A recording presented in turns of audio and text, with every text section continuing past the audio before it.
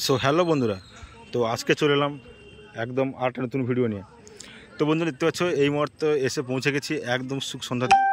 তো সুখ সন্ধ্যা দেখতে পাচ্ছ এই সেই মাঠ, যেইখানে এই মাঠেই হয় ধামাকা লেভেলের একটা বড় বিগ কম্পিটিশান হয়। তো এই মাঠেই দেখতে পাচ্ছ যে অলরেডি লাস্ট একটা ভাঙা চলছে। তো এবং কালকে উল্টো রথ, তো উল্টো রথে সবাইকে শুভেচ্ছা জানিয়ে তো ভিডিও শুরু করছি। তো দেখতে হচ্ছে যে অলরেডি টেকনোলজি লাইটের স্ট্রাকচার বাঁধা চলছে এই মুহূর্তে। আর এই পজিশানে আসবে এমডি মিউজিক। তো এই পজিশানে আসার কথা। তো এখানে ব্যাক সাইড থেকে ওখানে কম্পিটিশান করবে, যেখানে প্রতি বছর হয়, যেমন এই মাঠেই গোল করেই হয় কম্পিটিশান। কিন্তু তার থেকে বলবো এটা দুঃখের কথা যে তোমরা জানো যে অলরেডি গ্রুপে বলো বা ইউটিউবে বলো অলরেডি অনেকে ভিডিও দেখেছো যে মানে আমাদের বক্স ইউনিয়ন থেকে যে অ্যাসোসিয়েশন থেকে যেটা অলরেডি এটা মিটিং হয়েছিল আজকে। তো সেই মিটিং থেকে অলরেডি বলে দেওয়া হচ্ছে যে অনির্দিষ্টকালের জন্য কিন্তু সেটআপ সব বন্ধ থাকবে, কোনো ডিজে চলবে না বা কোনো জায়গায় বক্স বাজবে না। তো এখন কাল থেকে উল্টো রথ। তো কালকে উল্টো রথে তো সুখ সন্ধ্যাতে বড় কম্পিটিশান। তো জানো যে অনেকগুলো সেটআপ এখানে আসার কথা। তো বেঙ্গল থেকে সব সেটআপ আসার কথা। তো এটা কাঁথি বেঙ্গল থেকেই কিন্তু আমাদের অলরেডি ফটোগ্রাফ সব রেডি করেছিল। পশ্চিম মেদিনীপুর আমাদের তমলুক থেকে, কাঁচি থেকে সব সমস্ত সেটা আসার কথা ছিল। তো অলরেডি মিটিং যখন বক্স আনতে যায় তারা, তো অলরেডি সেই সময় মিটিংয়ের নিয়ম অলরেডি তারা বলে দেয় যে অনির্দিষ্টকালের জন্য বক্স বন্ধ, তো চলবে না। তো সেখান থেকে অনেকে ঘুরে এসছে, তো বক্স অনেকেই এখনও আনতে পারেনি বা অনেক মালিকবাবু রিক্সে বক্স দেয়নি। আর এই মুহূর্তে এখানে এমডি মিউজিক আসা করেছে, তো এমডি মিউজিকও বর্তমান আসেনি।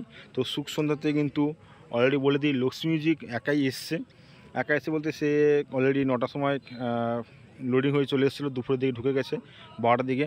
তো এখনও কিন্তু সে লোডিং করতে পারেনি, ফিটিং করতে পারেনি।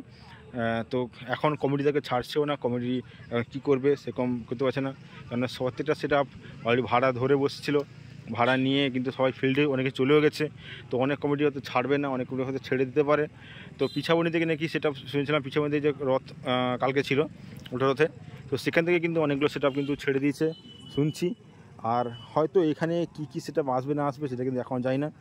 কিন্তু এটা তো উড়িষ্যা, তো উড়িষ্যায় এই মুহূর্তে কম্পিটিশান এই সুখ সন্ধ্যাতে হবে কি না, কী হবে, তো সেটা কিন্তু এখনও আমি কোনো গ্যারান্টি দিতে পারবো না।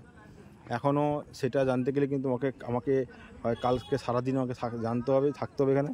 এখন সেখান থেকে তখন ফুল দিতে পারবো যে কোন সেট আপ আসবে বা কোন সেট আপ আসবে না, বা কম্পিটিশান হবে কি হবে না, বা সেই লেভেলে যে লেভেলে কম্পিটিশান হতো সেই লেভেলে কম্পিটিশান হবে কি হবে না, তো সেটাও কিন্তু আমি এখন তোমাদেরকে কনফার্ম কিছু বলতে পারবো না।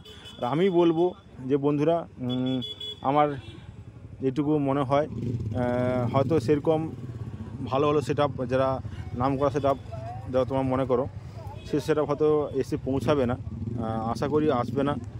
কেননা যে তোমাদের ইউনিয়ন থেকে যে নিয়ম অলরেডি করে দিয়েছে একটা, প্রত্যেকে যেন এই পুলিশের প্রশাসনের এত চাপের জন্য তারা এমটি মিউজিকের গোডাউন থেকে সেট আপ তুলে নিয়ে গেছে সব কিছু।